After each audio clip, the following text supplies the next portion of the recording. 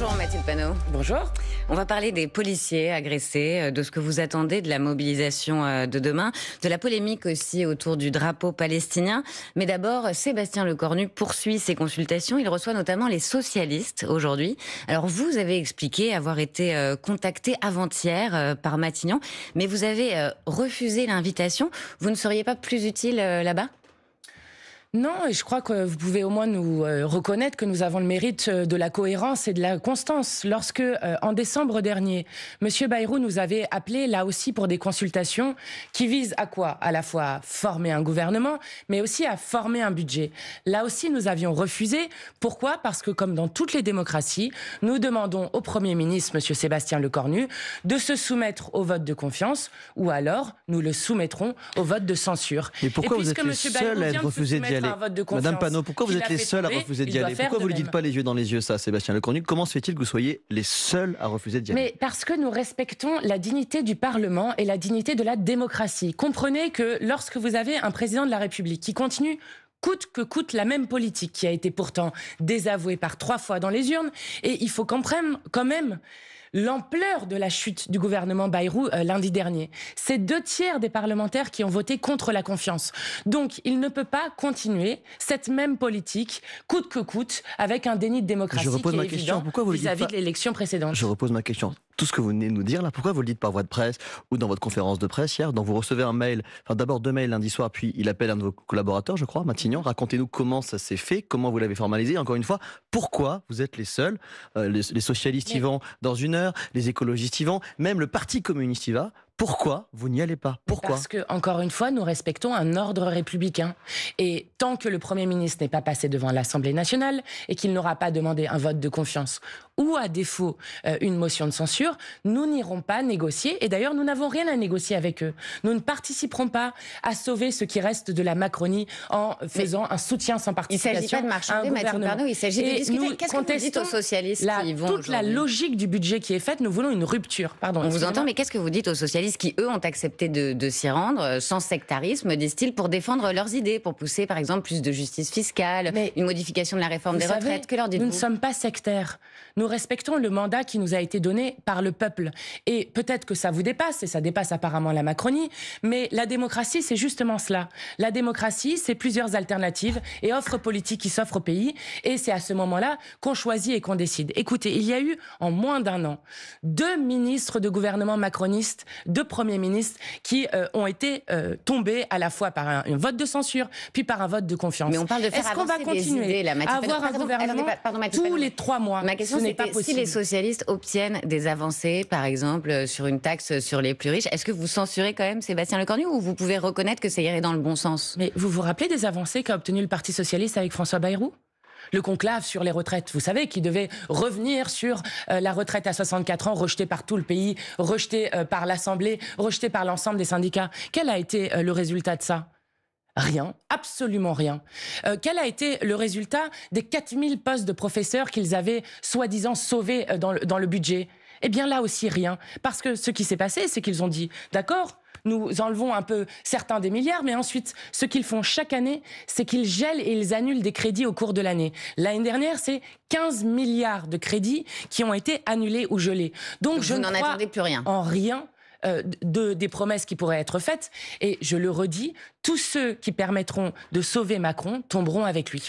Parmi les mesures les plus débattues, il y a la fameuse taxe sur les riches, la fameuse taxe du commun dont on a beaucoup parlé, notamment à cette antenne. J'aimerais qu'on écoute ensemble Arthur Munch, qui est patron de Mistral. Vous savez, Mistral, ils ont lancé Chat, qui est le français de ChatGPT, l'IA française, et c'est la seule start-up française valorisée à plus de 10 milliards d'euros. Il plaide hier sur le plateau de France 2 de Léa Salamé pour plus de justice fiscale. Ce qui compte, je pense, c'est la manière dont on doit penser ce débat, et il faut le penser de manière modérée. Moi, ce que je constate dans les polémiques, c'est qu'une certaine partie de la population prend un seul côté, comme si l'autre n'existait pas, et l'autre fait exactement le contraire. Est-ce que vous vous sentez visé par ce qu'il dit ? Est-ce que vous comprenez ceux qui disent que votre programme les inquiète et que votre programme ferait fuir les entrepreneurs comme lui ? Mais écoutez, il vient d'avoir un rapport qui a été fait par le Conseil d'analyse économique. Juste pour rappeler, ce conseil est directement rattaché à Matignon.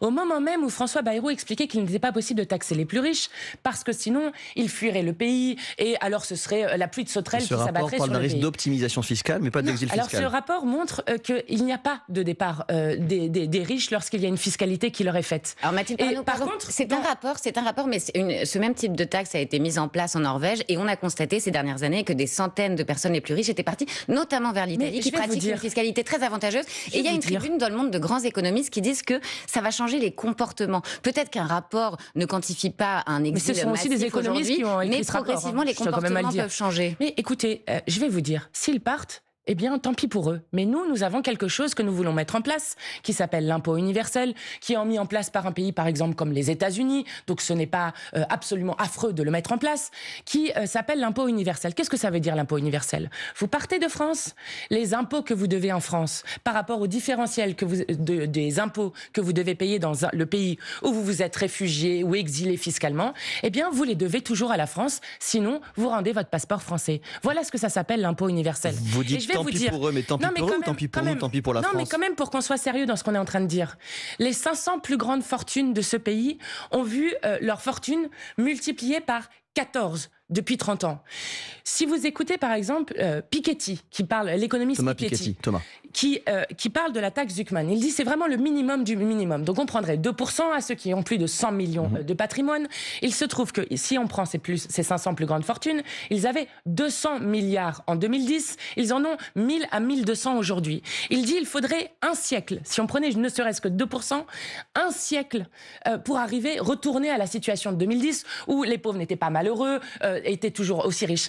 Il y a un moment dans ce pays où ce qui est en train de se passer, c'est que cela va trop loin. Les riches se sont trop enrichis, le peuple s'est trop appauvri, et on se retrouve avec un patrimoine commun qui est détruit par la Macronie. Mathilde Panot, on évoquait le Parti Socialiste, vous disiez qu'ils avaient été trahis par François Bayrou, vous n'avez pas la même stratégie que le Parti Socialiste. Aujourd'hui, est-ce que la rupture est définitive avec le PS? On a deux gauches irréconciliables?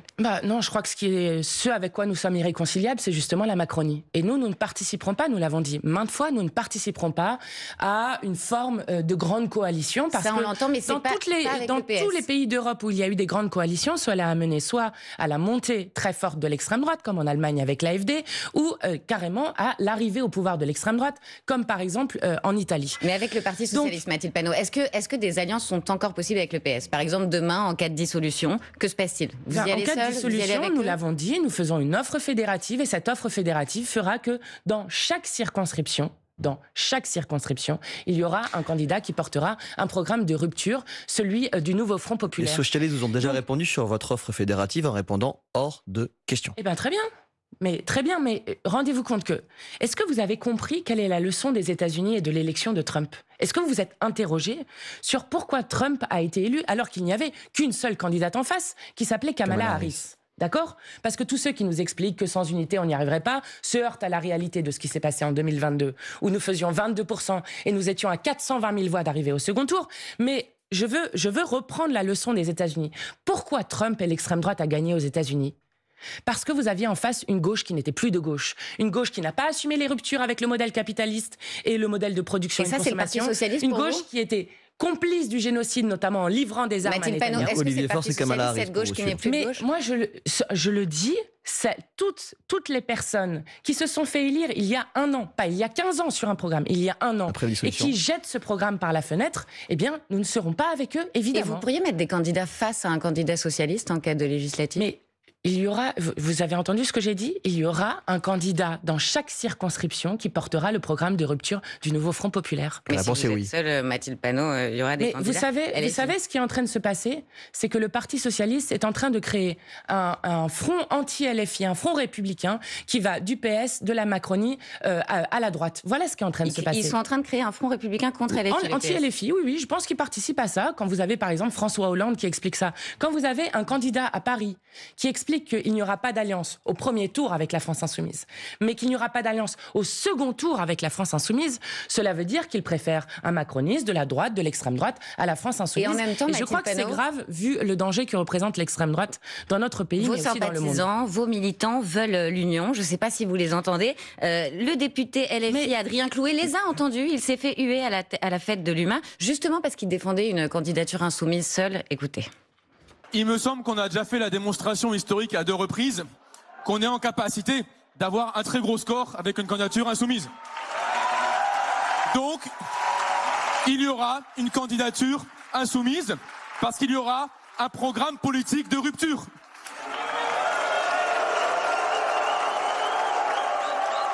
Vous entendez ces huées. Comment vous expliquez cette réaction épidermique de la salle? Vous n'êtes plus assez attractif tout seul? Vous savez que Olivier Faure s'est fait huer maintes fois dans ce débat. Je passe dessus, notamment sur le fait d'aller négocier et de rompre le nouveau Front populaire. Mais je vais vous dire, dans cet extrait, Adrien Clouet ne dit pas que la candidature insoumise sera seule.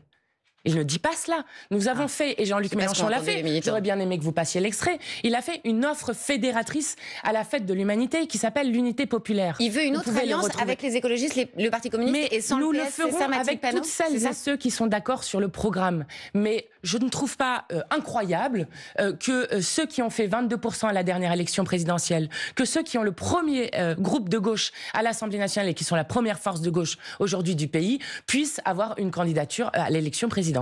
Et nous le redisons, nous souhaitons le départ d'Emmanuel Macron, qui est aujourd'hui le problème. Une grande journée de mobilisation est attendue demain, à laquelle évidemment vous appelez. Hier, vous soulignez à l'Assemblée que la journée du 10 septembre avait rassemblé plus de monde que toutes les mobilisations des Gilets jaunes, parce on a tous dit en prenant les chiffres que c'était un bilan en demi-teinte. Est-ce que c'est cela que vous attendez de ce moment demain? Où est votre seuil de réussite? Est-ce que vous voulez revivre l'ampleur des Gilets jaunes? Écoutez, ça c'est en reprenant les chiffres de la police que non, la mobilisation tous les reporters France Info aussi qui ont vu que dans la rue, c'était pas forcément la mobilisation que tout le monde attendait. Vous vérifierez les chiffres de la police Gilets jaunes et les chiffres de la police du 10 septembre, vous trouverez que le mouvement du 10 septembre a été plus important que toutes les manifestations des Gilets jaunes, à l'exception de la première. Ça, c'est la première chose. La deuxième chose, les renseignements espéraient, comptaient sur 100 000 personnes au moment du 10 septembre. La police a dit 197 000, 200 000 le 10 septembre. Il se trouve que là, on parle de jusqu'à 800 000 à 900 000 personnes qui seraient attendues par les renseignements. Donc, si on est sur à peu près une marge d'erreur, on peut être sur des niveaux très, très élevés. Qu'est-ce que vous en attendez, Mathilde Panot? Je vais vous dire, ce que j'en attends, c'est non pas un changement de méthode que nous vendrait Monsieur Lecornu avec un énième personnage clone de la Macronie. Nous voulons un changement de politique. Et je crois que tout le monde a compris dans le pays, c'était notamment les slogans qui étaient chantés le 10, que celui qui est responsable de ce chaos, de cette situation politique et de cette impasse, s'appelle Emmanuel Macron. Et que donc, non seulement ce qui est en jeu, c'est le départ de Lecornu, mais aussi d'Emmanuel Macron. Et je le dis d'autant plus que quand tout le monde comprend que ça va trop loin, vous regardez par exemple la France, 7e puissance économique au monde, qui se retrouve au 59e rang mondial, 59e, et 14e rang européen sur les dépenses de l'éducation. Vous espérez que la rue fasse pression sur le président, mais pas de violence, vous dites? Mais écoutez, les seules violences qu'on a vues le mouvement du 10 septembre, c'est les violences qui ont été provoquées de manière involontaire, je crois, par les forces de l'ordre, avec un feu sur une façade d'immeuble, des gaz lacrymogènes qui ont été utilisés devant une école maternelle. Il n'y a pas eu de violence. D'ailleurs, vous n'avez pas eu les images que tout le monde espérait, y compris M. Retailleau, qui est l'agent du chaos. Dans un instant, que propose LFI pour protéger les policiers? Mais il est 8h47 et c'est l'info en 1 minute avec Maureen Sugnard. Et la grève va toucher demain les secteurs des transports, de l'éducation, de l'énergie ou encore de la santé. Les organisations syndicales appellent à la mobilisation, notamment contre les mesures budgétaires annoncées cet été. Plus de 800 000 manifestants attendus par les autorités qui déploient 80 000 policiers et gendarmes partout en France. La pression internationale contre Israël ne sert à rien, c'est ce qu'affirme ce matin l'ambassadeur de l'État hébreu en France. Paris a dénoncé hier soir une campagne destructrice qui n'a plus de logique militaire. L'armée israélienne a intensifié hier un peu plus ses opérations et a débuté une opération terrestre dans la ville de Gaza.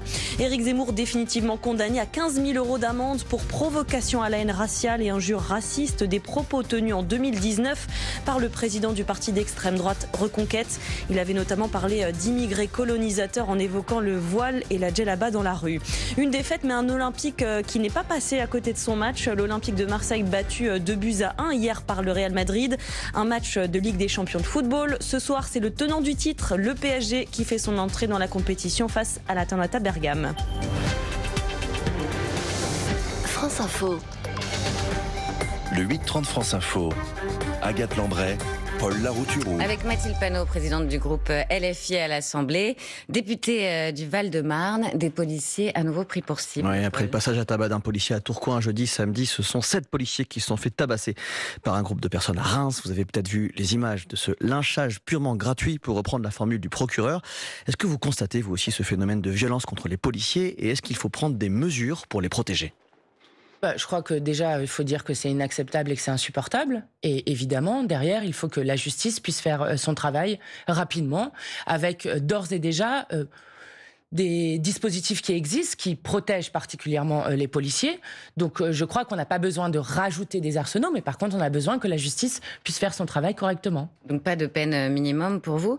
Et quand la France Insoumise dit la police tue, le député LFI Aurélien Taché a encore tweeté notamment la police tue partout. Est-ce que vous avez une responsabilité ? C'est ce que pointent vos opposants, et notamment Bruno Retailleau, qui parle de votre haine anti-flic.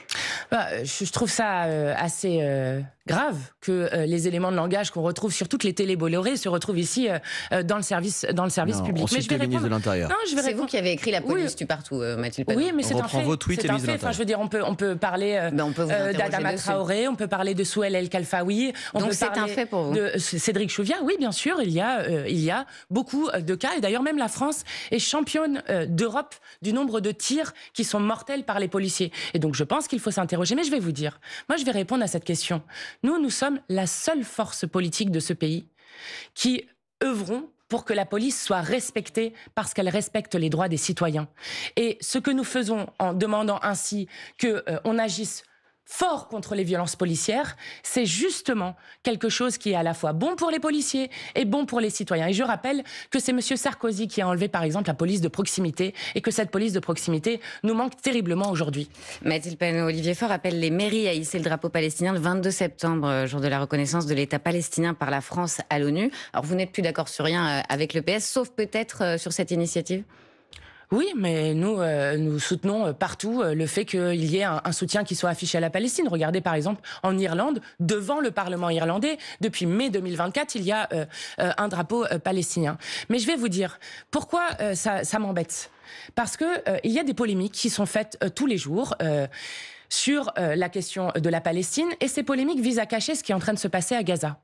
Ce qui est en train de se passer à Gaza depuis hier, qui est le début de l'offensive terrestre, n'est en rien une guerre, comme on le raconte partout, mais c'est un génocide. Et il se trouve qu'une commission de l'ONU l'a redit hier. Netanyahou et Israël sont en train de commettre un génocide. Et les images sont absolument affreuses. Nous parlons de bombardements sur la ville de Gaza, avec des centaines de milliers de personnes qui sont en train de tenter de fuir et qui n'ont nulle part où aller. Donc la question n'est pas juste de pavoiser avec des drapeaux. La question n'est même pas juste celle de la reconnaissance de l'État de la Palestine. C'est celle de dire que sans sanctions, sans embargo sur les armes, alors qu'encore hier il y avait des composants qui étaient envoyés pour des armes vers Netanyahou de la part de la France, sans suspension de l'accord d'association entre l'Union européenne et Israël, alors nous serons en train de reconnaître un cimetière. Et Emmanuel Macron a les moyens d'agir. Il a des leviers pour agir et il ne le fait pas. Des drapeaux, pourquoi pas deux drapeaux, drapeau palestinien, drapeau israélien. Jonathan Arfi, le président du CRIF, a répondu à Olivier Faure qu'il n'avait pas le souvenir qu'Olivier Faure avait demandé aux mairies d'afficher, par exemple, des portraits des otages à Gaza. Est-ce qu'il y a un deux poids, deux mesures ? Oui, un deux poids, deux mesures. Mais le deux poids, deux mesures, quel est-il ? C'est que, par exemple, il y a 18 rangs de sanctions contre M. Poutine pour avoir violé le droit international en Ukraine, et il y en a 0 contre Netanyahou. Voilà le deux poids, deux mesures. Vous rendez-vous compte ? Nous sommes en train de parler d'un génocide. Et donc, vous voudriez que nous mettions à la fois le drapeau de l'État qui est en train de bombarder, d'affamer une population entière. Je rappelle que Gaza, la moitié de la population à Gaza, c'est des enfants.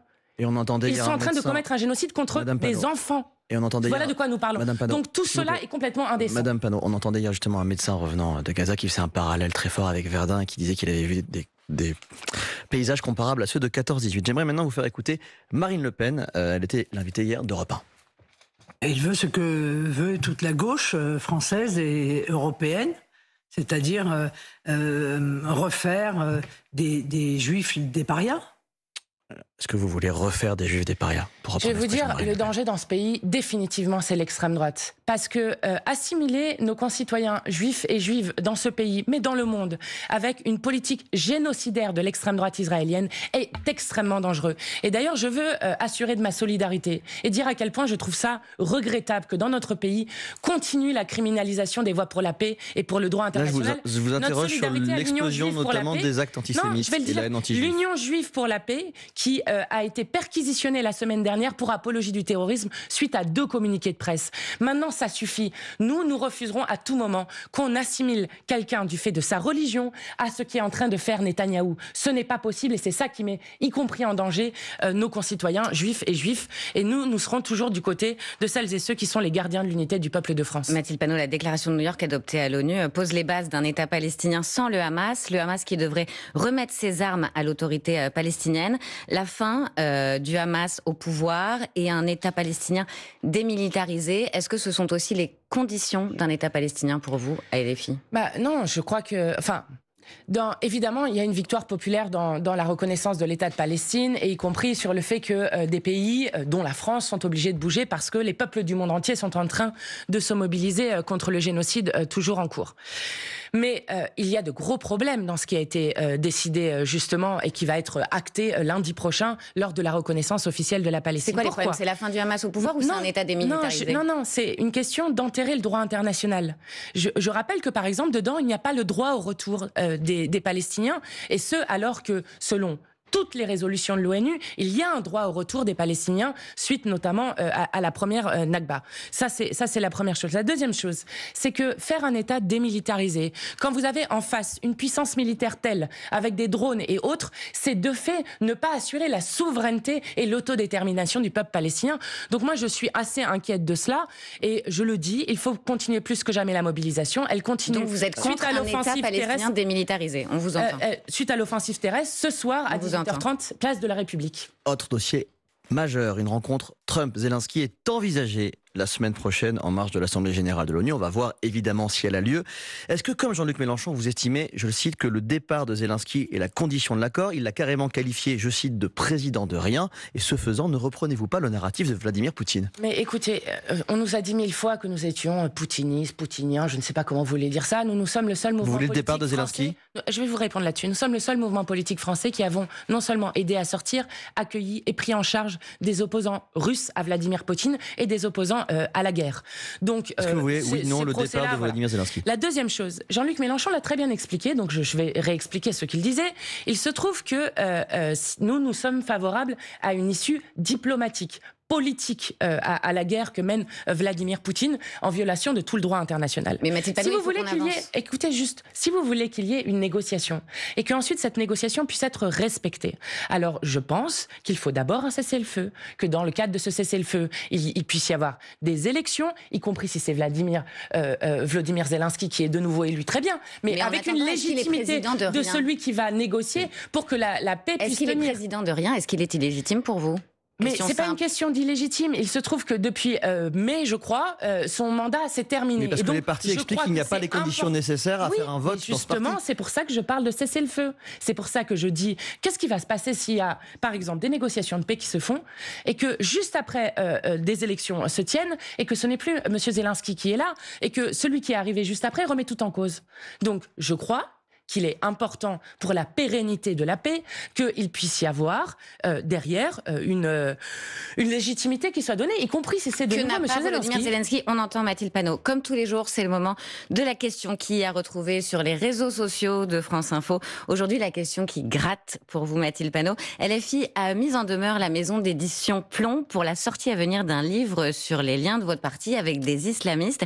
Vous réclamez un exemplaire de l'ouvrage. Il s'appelle Les complices du mal, du journaliste Omar Youssef Souleyman. À LFI, vous n'aimez pas que l'on enquête sur vous? Alors c'est bien, comme ça vous faites un petit peu de pub au livre et puis en même temps vous racontez des choses qui ne sont pas exactes. Tout est vrai. Vous demandez de lire le livre avant. Nous demandons effectivement de lire le livre, vrai, puisque sur plusieurs inexact. plateaux on nous explique que nous sommes en train d'interdire le livre. C'est absolument faux. Donc Et ça me c'est permet pas ce que j'ai dit. Ça me permet de le clarifier. C'est pas ce que j'ai dit. Et je crois qu'il est assez normal qu'on puisse savoir quelles sont les choses qui vont être dites dans un livre, avec des accusations quand même très, très graves. Hein. Pourquoi vous n'attendez pas qu'ils soient en librairie, tout simplement, comme tout le monde? Parce que, écoutez, nous voulons préparer ce qui va se passer pour la suite. Je pense que c'est assez normal. Si on vous expliquait, vous, que vous aviez des liens avec des islamistes, vous aimeriez lire le livre avant. Ça vous inquiète, ce livre? Et donc, c'est juste un référé, c'est un droit. C'est un droit que nous voulons exercer. Ce qui m'inquiète, c'est le tissu de mensonges qui va être écrit dedans. Et juste, à un moment, il faudra se poser la question. Dans un moment où l'extrême droite prend le pouvoir un peu partout dans le monde et en Europe, et dans le moment où l'extrême droite fait des agressions racistes tous les jours, on a eu l'exemple en Creuse encore récemment avec une des chasses à l'homme noir, etc., etc. Il faudra se poser la question, pourquoi est-ce que c'est la France insoumise qui aura toujours été pointée, et ceux qui ont participé à ça auront une responsabilité historique dans le fait de faire comme à l'époque, d'avoir préféré Hitler au Front populaire. Merci beaucoup Mathilde Panot d'avoir répondu aux questions de France Info.